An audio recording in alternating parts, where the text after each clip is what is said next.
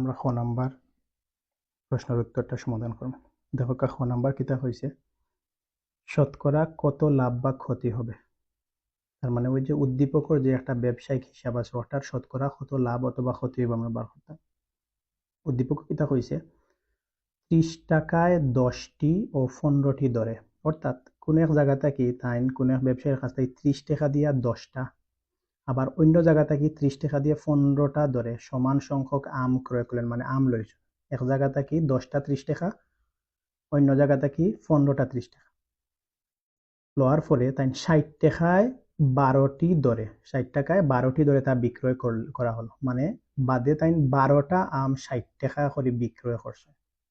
এখন আমরা দেখতাম যে তার শতকরা লাভ হয়েছে না ক্ষতি হয়েছে। ঠিক আছে, তাহলে আমরা প্রথমে দেখি 10টা যখন আম তাই লইছেন 30 টাকা দিয়া, তাহলে একটা আমের দাম কত পড়ছে। তাইলে কেন হয়েছে যে 10টা আমের ক্রয় মূল্য, প্রথমে লইছেন 10টা আম 30 টাকা দিয়া, তাহলে 10টা আমের ক্রয় মূল্য 30 টাকা।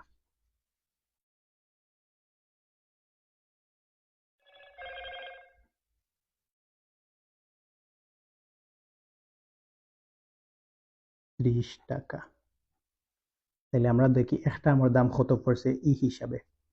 অতএব একটি আমের ক্রয় মূল্য সমান সমান, তাইলে আমরা আমের সংখ্যা দিয়ে টাকারে ভাগ দিলে পাইলিমু একটা আমের ক্রয় মূল্য 3.30 টাকা, তার মানে 3 টাকা পড়ছে একটা আমের মূল্য।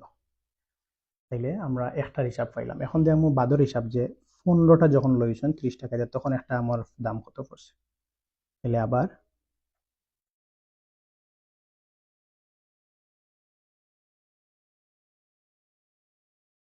15টি আমের ক্রয় মূল্য সমান সমান সেম 30 টাকা দিয়ে পরে 15টা লইছিলা, তাইলে তখন একটা আমের দাম কত পড়ছে। তাহলে একটি আমের ক্রয় মূল্য সমান সমান সেম আমের সংখ্যা দিয়ে টাকারে ভাগ দিলাম, তাইলে আমরা পাইলাম 15 দিয়ে 30 ভাগ করলে যাইব 2 বার, তার মানে একটা আমের দাম পড়ছে 2 টাকা। ঠিক আছে, এখন আমরা ব্যবসার ক্ষেত্রে হিসাব করতে হইব যে টোটাল আম এখানে করতে হইব, যে আমার দুই জাতের আম মিলাইয়া দাম কত পড়ছে একটা আমর। তাহলে আমরা প্রথমে কিতা করবো, তাই এক জায়গা থেকে যে একটা আম 3 টাকা দিয়ে লইছেন, অন্য জায়গা থেকে একটা আম 2 টাকা দিয়ে লইছেন, আমরা 2টা আমর গড় দাম বার করব, মানে সপ্তাহে মিলাইয়া একটা আমর দাম কত পড়ছে ওটা বার করব। তাইলে পয়লা ও দুইটা যোগ করবো, পরে 2 দিয়ে ভাগ দিব, মানে একটা আমর হিসাব বার হইব, গড় হিসাব। তাইলে 2টি আমের ওইল একটা আম প্লাস ওইল একটা আম, অর্থাৎ 2টি আমের মোট দাম।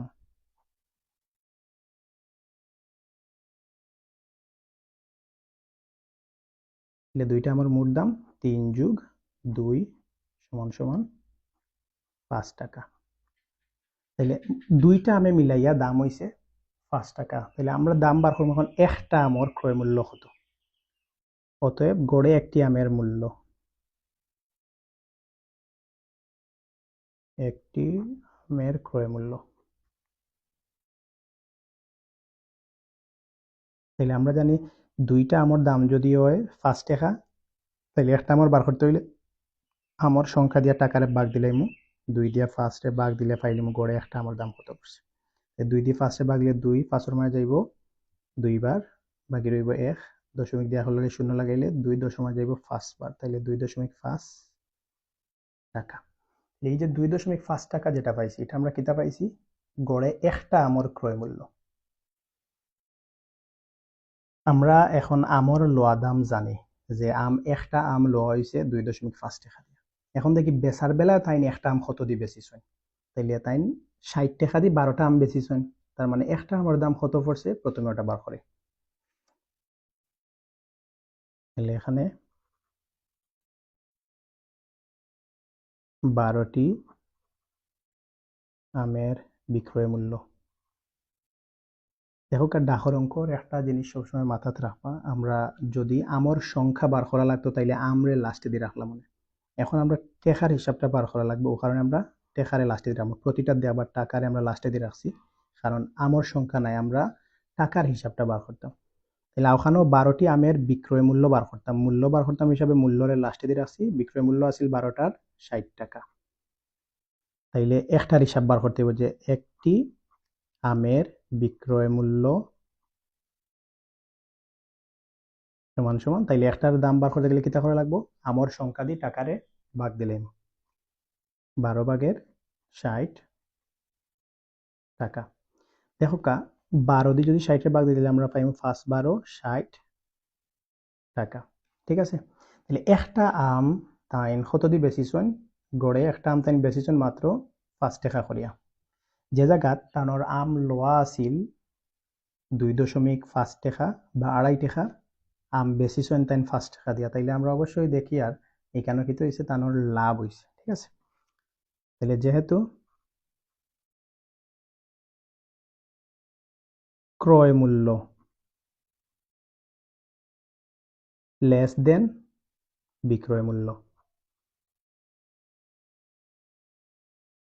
অর্থাৎ ক্রয় মূল্যর চেয়ে বিক্রয় মূল্য বেশি, তার মানে অবশ্যই কিন্তু হয়েছে লাভ হয়েছে।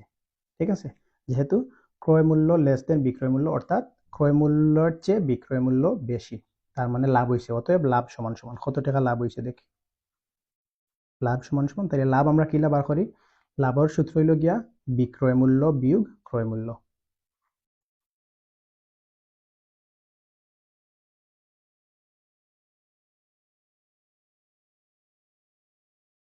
তাহলে বিক্রয় মূল্য আছিল 5 টাকা আর ক্রয় মূল্য আছিল 2.5, তাইলে সমান সমান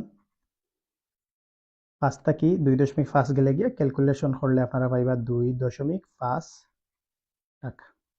একটা জিনিস খেয়াল করকা যে তাইন আমটা যত দিয়া কিনছেন, কত দিয়ে কিনছেন, 2.5 টাকা করে একটা আম কিনছেন, বেচিছেন আবার একটা আম গড়ে 5 টাকা করিয়া।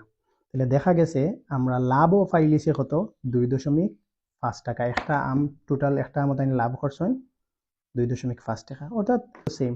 ক্রয় মূল্য আছিল 2.5 টাকা, লাভও 2.5 টাকা। তাইলে এমনিতেও আমরা বুঝিয়া যে 100% লাভ আছে। ঠিক আছে, আমরা এখন অঙ্ক করিয়া দেখাইম যে কত পার্সেন্ট লাভ করছেন। তাই ক্রয় মূল্য আছিল তানোর 2.5 টাকা, বিক্রয় মূল্য আছিল 5 টাকা, আর লাভ আছিল 2.5 টাকা। ঠিক আছে, তাহলে সপ্তাহ মিলাইয়া আমরা পাইলাম যে তাই কত টাকাত কত লাভ করছেন, 2.5 টাকাত। একটা আমর দাম আছিল 2.5 টাকা, তাই 2.5 টাকাত লাভ করছেন 2.5 টাকা, মানে 2.5 টাকার জিনিস লইয়া তাই বেচিয়া লাভ করছেন 2.5 টাকা। তাইলে আমরা লিখি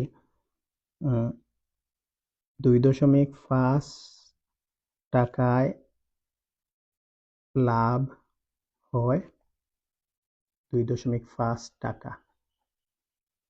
তাইলে ডাকর অঙ্কের 2 নম্বর লাইন 1 টাকার হিসাবে 1 টাকায় লাভ হয় সমান সমান, তাইলে প্রথম সংখ্যার নিচে দ্বিতীয় সংখ্যা উপরে টাকা। যেহেতু আমরা শতকরা বার করতাম, তাহলে শতকরা মানে 100-র হিসাব, তাইলে 100 টাকায় লাভ হয়। 2 নম্বর লাইনও যদি ভাগ হয় তাহলে 3 নম্বর লাইনও গুণ হইয়া উপরে যাইব। ঠিক আছে, তাইলে নিচে 2.5 উপরে 2.5 গুণ 100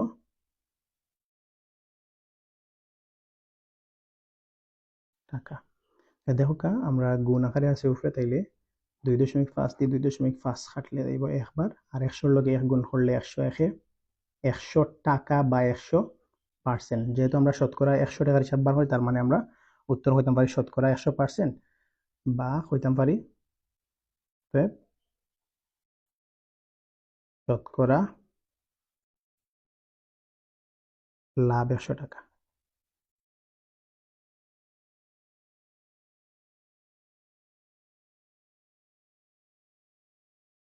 ঠিক আছে।